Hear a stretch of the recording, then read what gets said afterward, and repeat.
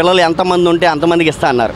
ఎప్పుడు ఎమ్మంటే ఇస్తా అన్నారు. ఇవాళ సంవత్సరం అయింది సార్. నారా లోకేష్ గారు ఏమన్నారు, మేము ఒక ఏంటిది ఎంక్వైరీ తీసేస్తామన్నారు. ఎంక్వైరీ తీయడం సార్, మీరు ఏం చెప్పారు? మీరు నారా లోకేష్ గారు కానీ చంద్రబాబు గారికి పవన్ కళ్యాణ్ గారు ఏం వాగ్దానాలు ఇచ్చారు? మీరు నాకు ఎమ్మంటే మొదలు పెడతా అని చెప్పారు.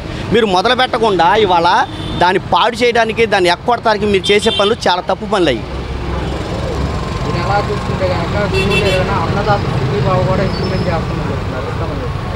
సార్ అవి అందుతున్నాయో లేవో మా రైతులకు తెలుసు. ఎందుకంటే నేను ఆటో డ్రైవర్నే, నేను ట్రావెల్ చేస్తూ ఉంటాను, నేను అన్ని రోడ్లు తిరుగుతాను, అందరూ పరిచయం అవుతూ ఉంటారు, అందరూ నాకు చెప్తూనే ఉంటారు. సగానికి సగం మంది అందట్లేదని చెప్పి రైతులే నాకు డైరెక్ట్గా చెప్తూ ఉంటారు సార్. వాళ్ళు చెప్పడమే కానీ ఏది రైతుకి కూడా అందటం అంటే జరగని పని సార్. అది ఓన్లీ వాళ్ళు చెప్పడం వరకే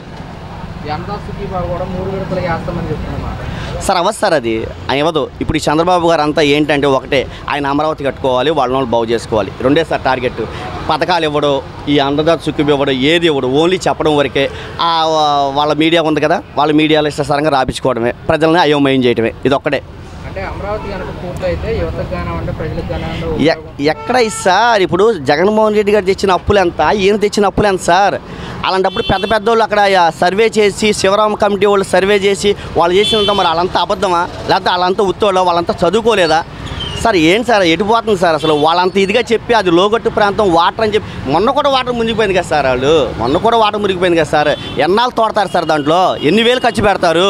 ఎన్ని మొక్కలు పీకుతారు? ఎన్ని వేలు ఖర్చు పెడతారు? ఎంత అప్పు చేస్తారు? పేదవాడి నడ్డి ఎలా ఎరక్కొడుతున్నారండి మీరు? మన కరెంటు బిల్లు ఎంత వచ్చింది మా ఇంటికి? మన గ్యాస్ బిల్లు 50 రూపాయలు పెరిగింది. ఏంటి సార్ ఇది? ఏం పరిపాలన ఏంటి సార్ అసలు? పేదోడు బాగా అవ్వాలా, పేదోడు నాశనం అవ్వాలా? నాకు అర్థం కావట్లేదు. మన కరోనా ఇప్పుడు మన ఎక్కడంటే జగన్మోహన్ రెడ్డి గారు సార్ మన మీటింగ్ పెట్టారు మహానాడులో. అక్కడ ఆల్రెడీ కరోనా కేసులు ఉన్నాయని తెలిసి కూడా మీరు మీటింగ్ పెట్టారంటే దాని ఉద్దేశం ఏంటి?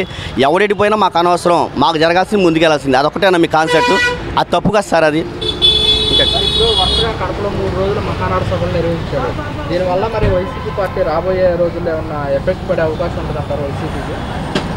సార్ జనాల్ని తరలించే వాళ్ళలో మేము కూడా ఉన్నాం సార్. మా పేదోళ్ళకే తరలించేది, డబ్బులు ఇచ్చేది మాకే కదా, మా వాళ్ళకే కదా వచ్చేది, మా ఊర్లకే కదా వచ్చేది. ప్రతి నాయకుడు ఉంటాడు, ప్రతి కార్యకర్త మా వాళ్ళలో ఉంటాడు కదా, ఎవడు ఉండకుండా ఉంటాడు కదా. వాళ్ళు వచ్చిన వాళ్ళు తిట్టి పంపించిన వాళ్ళు మా ఏరియాలో మాకు తెలుసు. ఏరియా పేరు చెప్పను కానీ నేను, మళ్ళీ ఎలక్ట్ అయిపోతారు వాళ్ళు. ఏరియా పేర్లు చెప్తే ఎలక్ట్ అయిపోతారు. ఆ ఏరియాలో తిట్టి పంపించారు ఆడవాళ్ళు. మీరు మాకు చెప్పింది ఏంటి? మీరు మీటింగ్లకి మేము ఎందుకు రావాలని తిట్టి పంపించారు. ఇంకా అలా చేతకాక ఏం చేశారంటే ఇక ఈ అంగన్వాడీ వాళ్ళని వీళ్ళని మనం చూసాం కూడా, బూతులు తిడతాం. ఒక నాయకుడు పచ్చి బూతులు తిడుతున్నాడు. అలా తిట్టి వాళ్ళు పిలిపించుకున్నారు తప్ప మనస్ఫూర్తిగా ఎవడు వెళ్ళాడు సార్? పేదవాడు అనేవాడు వాళ్ళ మీటింగ్లకి 5 ఏళ్లలో మనస్ఫూర్తిగా ఎవడు వెళ్ళాడు? సమస్య లేదు అందులో. ఎందుకంటే పేదోడికి ఏం మేలు చేసామని వెళ్తాడు? ఈసారి కడపలో టీడీపీ జెండా ఎగరవేస్తాము, జగన్ కోట్ల బద్దలు కొడతామంటారు. ఓట్లేసేది ఎవరు సార్? ఓట్లేసేది ఎవరు? ఓట్లేసేది మేమే కదా సార్. మేము ఓట్లేసేది వాళ్ళు ఎగరేసేది, మేము వెళ్తేనే వాళ్ళు జై కొట్టేది, మేము ఉంటేనే వాళ్ళు ముందు నడిచేది. అసలు మేమనేది లేకుండా వాళ్ళు ఎట్ట వెళ్తారు? ఏజెంట్ ఎగరేస్తారు. వాళ్ళు ముందుకు వెళ్ళగలరా? వాళ్ళ వల్ల ఇద్ది అసలు పిచ్చిపిరాడు వాళ్ళంతా.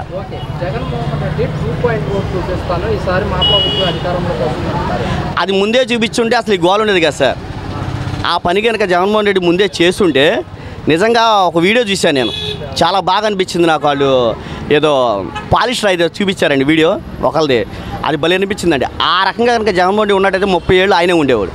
ఆయన 2019లో చూపించినట్టయితే అదేవిధంగా ఇవాళ భూస్థాపితం ఇది టీడీపీ.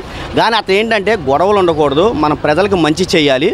మనం అనేది ఏంటంటే ఆయన చెప్పాడు ఒకటే మాట, మా తండ్రి ఫోటో ఇంట్లో ఉంది, నా ఫోటో కూడా ఇంట్లో ఉండాలి, ప్రతి ఒక్కరి ఇంట్లో. ఆయన కాన్సెప్ట్ అది. అందుకే ముందుకెళ్ళగలిగాడు ఆయన. గనక పులివెందల టైపు కనుక ఒక్కసారిగా 2-0 మీరు అన్నారు చూసావా, ఆ రూపం కనుక ఆ రోజు ఉన్నట్టయితే అసలు అది వేరేగా ఉండేది చరిత్ర సార్. అంతెందుకు సార్, ఇప్పుడు ఇన్ని దాడులు జరుగుతున్నాయి. ప్రతివాడు ఇప్పుడు నేను కూడా ఒక ఓటర్నే, నేను కూడా అభిమానినే. నాకు పోయినసారి కూడా జగన్మోహన్ రెడ్డి గెలిచాడు, ఓడిపోయాడు, అలాగే ఉండేది. వీళ్ళు ఎప్పుడైతే దాడులు మొదలు పెట్టారో నాలాంటి వాడికి రక్తం ఉడికిపోతుంది. ఇంకా కార్యకర్తలు ఊరుకుంటారా? ఇంకా వాళ్ళు ఎవరైనా ఊరుకుంటారా? అసలు జగన్మోహన్ రెడ్డి వద్దన్నా ఊరుకోరు. సమస్య లేదు. ఈసారి మాత్రం ఆయన కాదు, కార్యకర్తలు ఓటర్లే చూపిస్తారు సినిమా సార్. ఆయన అంటే 2 సంవత్సరాలు కరోనాతో పోయినాయి సార్. తెలుసుగా మనకి ఆయన ఎలా పరిపాలించాడో అందరికీ తెలుసు. అది వివరించేది కాదు. ఇప్పుడు ఆయన చేయడానికి ఎక్కడుంది సార్? వాళ్ళు ఎంత డబ్బులు ఎంత పెట్టేళ్ళాడో తెలుసు, మనం ఏం చేశాడో మనం అందరం కళ్ళారా చూసాం సార్ మనం. అందుకే దానివల్ల ఆ 2 సంవత్సరాలు పోవడం వల్లే కొంచెం వెనకబడిపోయాడు, కానీ లేకపోతే కనుక వేరే ఉండేది పొజిషన్. కోట ప్రభుత్వం ఏర్పడి 4 సంవత్సరం అవుతుంది. సంవత్సరం పరిపాలన ఎలా అనిపిస్తుంది? ఏం చేస్తున్నారండి? ఏమీ చేయట్లేదు. ప్రజల దగ్గరకు వచ్చిన వాళ్ళు ఒక్కరు లేరు. ముందు నిరుపేదలు అసలు ఎవ్వరూ ఏమీ చూడట్లా, మధ్యతరగతి వాళ్ళు ఇంకా చూడట్లా. ఎంతసేపు కుల మతాల భేదాలు తప్పించి ఇంక ఏమీ లేవు. ఆ ఎవరికి వాళ్ళ కులాలని వాళ్ళు సపరేట్గా ఎంచుకొని చూసుకొని వాళ్ళ కేటగిరీలో చూసుకుంటున్నారు. బడుగు బలహీన వర్గాల వల్ల అసలు వదిలేశారు. ఎవరిని అసలు పట్టించుకోవట్లా, ఏమీ అమలు పరచామని చెప్తున్నారు, ఏమీ రావట్లా అసలు. ఈ నెల జూన్ 12న 4 పథకాలు ఇస్తామంటారు. పిల్లలకి తల్లికి వందనం కానివ్వండి, ఒంటరి మహిళలకు పక్క పెన్షన్ కానివ్వండి, ఇలాంటివి. స్కూళ్ళు స్టార్ట్ అయ్యాక మళ్ళీ 15వ తారీఖుని పెట్టారండి. మళ్ళీ రీసెంట్గా వచ్చింది, మరి ఇంకెప్పటికి వస్తాయో తెలియదు. వచ్చి అంటే ఎంతమంది పిల్లలు చదువుకుంటే అంతమందికి ఇస్తామంటున్నారు, కానీ అంతకు 2 ఛార్జీలు ఇప్పుడే పెంచేశారు. కరెంటు ఛార్జీలని, గ్యాస్ బండ ఛార్జీలని అన్నీ పెంచేశారు. గ్యాస్ బండ్లు ఫ్రీ అన్నారు, ఏమీ ఇవ్వట్లా. ఏదో అమల్లోకి రావట్లా, వస్తుంది అంటున్నారు. ఎంత 100 మందికి కనీసం 30 మంది శాతం ఇస్తున్నారు, 70 మంది శాతం పోయినట్టే. అది వాళ్ళకు అనుకూలమైన వాళ్ళకి ఇస్తున్నారు, అసలైన కేటగిరీ సంబంధం వాళ్ళకి ఎవరికి ఇవ్వట్లా. కరెంటు బిల్లు గతంలో చూసుకుంటే ఎలా ఉంది? కరెంటు బిల్లులు గతంగానే ఇప్పుడు ఎక్కువ వస్తున్నాయి. అసలు అప్పుడు కనీసం లేని వాళ్ళకి కరెంటు బిల్లు లేదు. ఇప్పుడు అలా కదా అందరికీ కట్టించుకున్నారు. 3 వంతులు ఛార్జీ వేసి కట్టించుకుంటున్నారు. కొండ ప్రాంతం వాళ్ళకి అదే ఛార్జీ, కింద రోడ్డు మీద ప్రాంతం వాళ్ళకి అదే ఛార్జీ. మరి ఇప్పుడు ముఖ్యంగా చూసుకుంటే డోర్ డెలివరీ వ్యాన్లు రద్దు చేయడం జరిగింది. మళ్ళీ డీలర్ వద్దకు వెళ్ళి తీసుకోవడం పద్ధతి తీసుకొచ్చారు. అలా వ్యాన్లు ఉంటే మంచిది అంటారా? ఇలా వ్యాన్ ఉంటేనే మంచిదండి. డోర్ డెలివరీ అయినా ఏదైనా సరే ఎందులోనైనా సరుకులన్నీ ఇవ్వట్లేదండి. రావాల్సిన సరుకులు ప్రజలకి అందట్లా. మెయిన్ ఆ సరుకులన్నీ అందేలా చూడమని మేము ప్రభుత్వాన్ని కోరుకుంటున్నాం. ఒక వస్తువు ఇస్తున్నారు, ఒక వస్తువు ఇవ్వట్లా. ఏమి ఇస్తున్నారు? మహా అయితే ఒక బియ్యం, ఒక పందారు ఇస్తున్నారు. ప్రజలకు ఎన్ని వస్తువులు ఇస్తామని లిస్ట్ రాసి పెట్టారు? ఏ వస్తువులని అందుతున్నాయి? అసలు ఎవరైనా రాజకీయ నాయకులు ఒక్కరు వచ్చి చూస్తున్నారా? కార్పొరేటర్లు చూస్తున్నారా? ఎమ్మెల్యేలు చూస్తున్నారా? ఎంపీలు చూస్తున్నారా? ముఖ్యమంత్రి చూస్తున్నాడు, ఎంక్వైరీ చేస్తున్నాడా? ప్రజలు ఎంత ఇబ్బంది పడుతున్నారో, లేని వాళ్ళు ఇంకా ఎంత ఇబ్బంది పడుతున్నారో. సన్నబియ్యం అన్నారు, ఏ సన్నబియ్యం? ఉన్న బియ్యానికే దిక్కులేదు ఇక్కడ డ్యాసులకి. ఇంకా సన్నబియ్యం ఇస్తారని నమ్మకం ఏంటి? అక్కడ ఎక్కడో ఇస్తున్నారని చెప్తున్నారు, ఇదే వాళ్ళు ఇస్తున్నారా? పేదవారిని కూడా తనిఖీలు చేస్తామని కూడా ఏది ఒకటే చేస్తున్నారు. అన్నీ చేస్తే ఎలా ఎందుకు చెప్పుకుంటారు ప్రజలు? ఏది చేయట్లేదు. ఆగస్టు 15 నుంచి మహిళలకు ఉచిత బస్సు ప్రయాణం కూడా ఇస్తామని చెప్తున్నారు. అది అమలులోకి వచ్చినాక చూడాలి, ఎంతమంది చచ్చిపోతారో ఎంతమంది బతుకుతారా అన్నది. దానివల్ల ఎంత ప్రయోజనం ఉంటుందో, ఏ రకంగా దాన్ని విడుదల చేస్తారా, దానికి ఇంక ఎన్ని లిటిగేషన్లు పెడతారా అన్నది చూడాలి. ఆధార్ కార్డులు అంటారు, అది అంటారు, ఇది అంటారు. తర్వాత ఒకళ్ళ 10 మంది ఎక్కితే ఇంతమంది ఎక్కకూడదు, ఒక లెక్క ఉండదు, ఒక పత్రం ఉండదు. ఒక 100 మంది 1000 మంది ఒక 50 మంది ఎక్కాల్సిన బస్సులో ఒక 100 మంది ఎక్కితే ఎంతమంది ఉంటారో ఎంతమంది పోతారో అది అమలు పరిచితే కదా తెలుస్తుంది. ఆ పథకం ఎలా పెట్టారా, ఎలా నిర్వహించారా, అది ఎంత సక్రమంగా సాగుతుంది అన్నది. ఓకే, గత జగన్మోహన్ రెడ్డి ప్రభుత్వంలో ఎలా ఉందంటారు పథకాలకు సంబంధించి? పర్వాలేదండి. ఆయన ప్రభుత్వంలో కొద్ది గొప్ప ప్రజలు, నిరుపేదలు కొంచెం అందుకున్నారు, బాగానే సుఖపడ్డారు. ఇల్లు పట్టాలు ఇచ్చాడు, అవి చేద్దాం అనుకున్న లేపు మరి ఆయన దిగిపోయాడు. అవి ఏమో ఈయన పక్కన పడేశాడు. నిరుపేదలకు ఇల్లు లేవు, స్థలాలు లేవు, ఏవి లేవు. కొండ ప్రాంతంలో అసలు పట్టించుకునే లేరు. ఇల్లులు పడిపోతే అప్లికేషన్లు పెట్టుకుంటే కనీసం డబ్బులు ఇచ్చిన వాళ్ళు కూడా లేరు, లోన్లు ఇచ్చిన వాళ్ళు కూడా లేరు. అప్లికేషన్ పెట్టి ఎన్ని సంవత్సరాలు ఇప్పుడు పోయిన వరదల్లో పడిపోయాయి ఇల్లులు. సచివాలయం చుట్టూ తిరిగి అప్లికేషన్లు పెట్టుకో ఇల్లులు పడిపోయి ఇల్లులు అలాగే ఉన్నాయి. కట్టించుకునే స్తోమత కూడా లేదు. కూలి పని చేసుకున్న వాళ్ళు ఏం కట్టించుకుంటారు? రోజు 200-300 రిక్షా తొక్కి సంపాదించిన వాళ్ళు ఏం కట్టించుకుంటారు? వాళ్ళంటే సాయం చేయాలి కదా. ప్రభుత్వం ఉంది దేనికి? అప్పుడు ఆ రిక్షా కూడా ఉన్నాడు, ₹1 సంపాదించుకోవాలంటే పొద్దున్నే సాయంత్రం ఒక 100-200 సంపాదిస్తాడు. ఏం చేస్తాడు? దేనికి వస్తుంది ఈ రోజుల్లో? ₹1,00,000 సంపాదించిన వాడికే రూపాయి మిగలట్లా. ₹200 సంపాదించిన వాడు ఏం చేస్తున్నాడు? ఏం చెందుతాడు? అవన్నీ ప్రభుత్వం ఆలోచించాలి. సీఎం కాడి నుంచి పిఎం దాకా ఆ పథకాలు ఇస్తాం, ఈ పథకాలు ఇస్తాం, ఏంటి పిల్లలకి అన్ని డబ్బులు ఇస్తాం, ఈ డబ్బులు ఇస్తాము, నిరుద్యోగులకు ఉద్యోగాలు ఇస్తాం. ఏ ఉద్యోగాలు వస్తున్నాయి? ఏ ఉద్యోగాలు రావట్లా, ఏ ఉద్యోగాలు ఇవ్వట్లా. 45 సంవత్సరాల డబ్బులు కూడా ఆపేశారు. వాళ్ళు ముసలోళ్ళు ఇబ్బంది పడుతున్నారు, పింఛన్లు సరిగ్గా ఇవ్వట్లా. ఇంటింటికి వచ్చి ఇచ్చేవాళ్ళు, అది తీసేశారు, నాశనం చేసేసాడు. ముసలోళ్ళు ఎంతమంది బాధపడుతున్నారు. చేలు ముద్ర పడట్లేదు అంటున్నారు, కళ్ళు ఎన్నిసార్లు చెప్తున్నారు సచివాలయం చుట్టూ. ఈ ఎండల్లో ఆ ముసలోళ్ళు తిరగాలంటే ఎంత తిరుగుతారు? అసలు జగన్ ఉన్నప్పుడు పొద్దున్నే 6ంటికి గంట తలుపు కొట్టే డబ్బులు ఇచ్చేవాళ్ళు, 1-2 సార్లు తిరిగేవాళ్ళు పడకపోతే. ఇప్పుడు వీళ్ళు తిరగాల్సి వస్తుంది ముసలోళ్ళు ఎండలో ₹6 కోసం. ఏం చేస్తారు? అవి లేకపోతే వాళ్ళు బతకలేరు, వాళ్ళకి ఆధారం లేదు, చూసే దిక్కు లేదు. అదే జగన్మోహన్ రెడ్డి లాగా వాలంటీర్స్ కనుక కొనసాగించుంటే ఎలా ఉండేదంటారు? వాలంటీర్లు కొంతమంది వాళ్ళు చేసే పని న్యాయంగా వాళ్ళు చేశారు, కొంతమంది అన్యాయంగా చేశారు, అందుకనే వాళ్ళు తీసేశారు. కానీ అది ఎంత మంచో ఎంత చెడో ప్రభుత్వం ఆలోచించి ఒక మంచి నిర్ణయం తీసుకొని పేదలకి ఆ ముసలి వాళ్ళకి మంచి నిర్ణయం తీసుకొని వాళ్ళకి న్యాయం చేయాలి. చెడ్డ వాళ్ళు తీసేయమని మంచి వాళ్ళు పెట్టి వాళ్ళకి న్యాయం చేయమని. ఏరియాకి 10 మందిని 3 4 వేసేవాళ్ళు, ఒక 2 3 వేసి వర్క్ చేయించుకోమను, సగం జీతం అంతేకాదు. 3కి ఇచ్చే జీతం సగానికి ఇస్తారు, చేయాలి కదా అలాగా. ఇప్పుడు ఒక ఏరియాలో 2 3 వేస్తున్నారు, 2 3 ఎందుకు? ఇంతమంది 100 మందికి వీళ్ళకి ఒక మనిషిని 2 వేసి వాళ్ళకి న్యాయంగా జరుగుతుందో లేదో, అది అమలు పరుస్తున్నారో లేదో నువ్వు చెక్ చేసుకోవాలి. కార్పొరేటర్లు కానీ ఎమ్మెల్యే ఎంపీలు అందరూ ఉంటారుగా, ఎంఆర్ఓలు విఆర్ఓలు ఉంటారు కదా, అందరూ చూసుకోవాలి. జగన్ గారు ఉన్నప్పుడే బాగుంది, ఎందుకంటే ఇదేం లేదు, ఇక అరుకులు తప్ప పని లేదు. అంటే ఇప్పుడు చెప్పిన పథకాలు ఇప్పుడు జూన్ 12న ఇంప్లిమెంట్ చేస్తామని చెప్తున్నారు, 4 పథకాలు ఇస్తామంటారు, అలాంటి మరి వచ్చిందా చూద్దాం, మరి ఇవ్వాలిగా, ఇచ్చిందా మరి అది మనం చూడాలి కదా. మనం ఎవరికమ్మని మనం చెప్పలేము కదా, ఇవ్వకముందు మనం చెప్పలేము, ఇచ్చిన తర్వాత అంత ఏంటి అసలు అని మనం మీతో చెప్పచ్చు, మాట్లాడచ్చు. ఇప్పుడు మాత్రం కష్టంగా ఉంది. మరి 5 సంవత్సరాలు అవ్వకముందే, సంవత్సరం అవ్వకముందే తేడా వచ్చింది, 5 సంవత్సరాలు వచ్చిన దాకా ఇంకా తేడా అవుతుంది.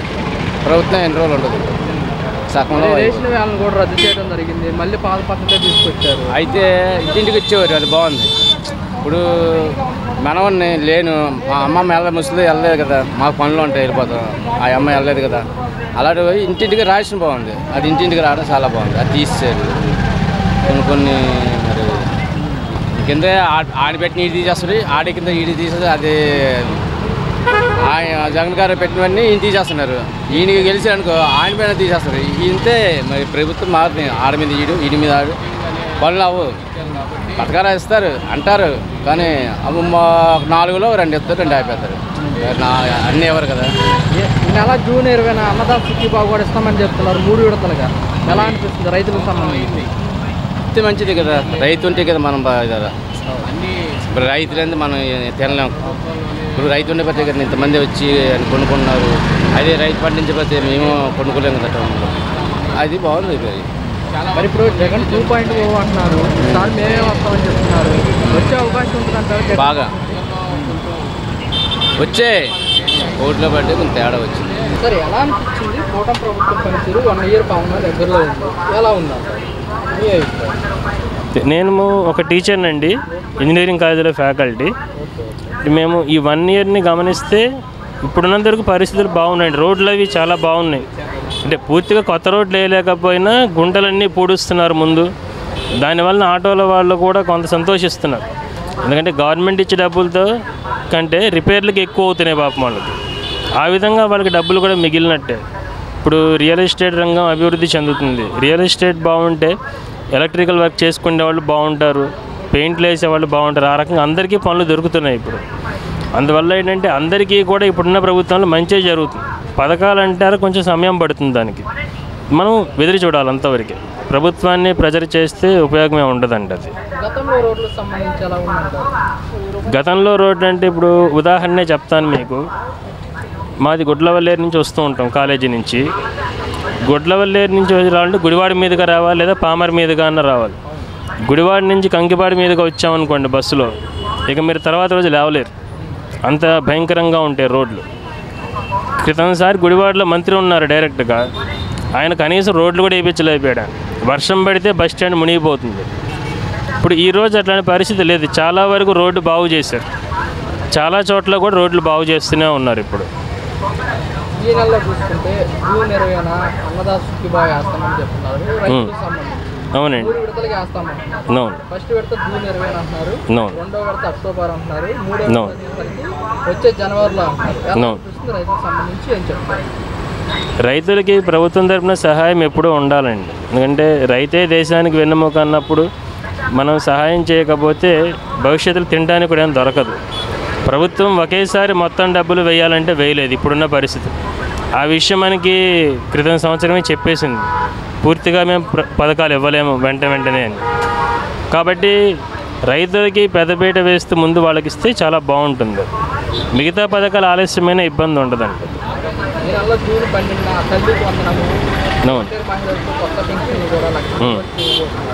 తర్వాత ఉచిత బస్సు ప్రయాణం కూడా ఉంది ఆగస్టు 15. ఏం చెప్తారు ఈ పథకం?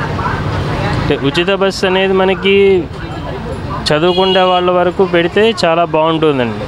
ఎందుకంటే బస్ పాసులు అవి తీసుకోవాల్సిన అవసరం కూడా ఉండదు, టైంకి వెళ్ళిపోతారు ఎక్కడికి వెళ్ళాలన్నా. ఇంకా మిగతా వాళ్ళకంటారు అది మనం చెప్పలేం, ఎందుకంటే బయట తిరగడానికి వెళ్ళే వాళ్ళు ఉంటారు.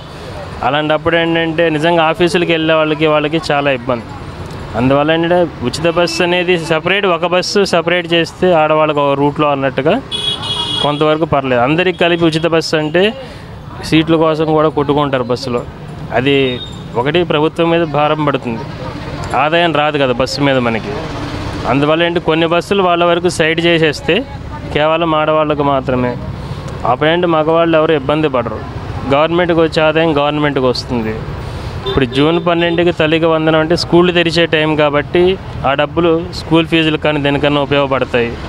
నమస్తే అండి. సార్, కూటమి ప్రభుత్వం ఏర్పడి ఈ నెల జూన్ 12కి 1 year అవుతుంది. అవును. 1 year పరిపాలన ఎలా అనిపిస్తుంది?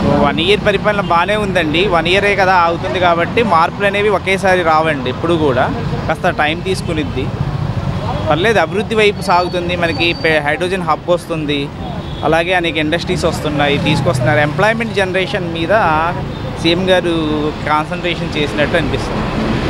సార్, గత ప్రభుత్వం ఏమో నవరత్నాలు అన్నారు, కూటమి ప్రభుత్వం సంక్షేమ ప్లస్ డెవలప్మెంట్ అంటున్నారు. ఏ విధంగా అనిపిస్తుంది? అంతే కదా సార్, ఇప్పుడు డెవలప్మెంట్ చేస్తూ వెల్ఫేర్ చూడాలి. డెవలప్మెంట్ని గాలికి వదిలేసి వెల్ఫేర్ చూడలేము కదా, అది కరెక్టే కదండి.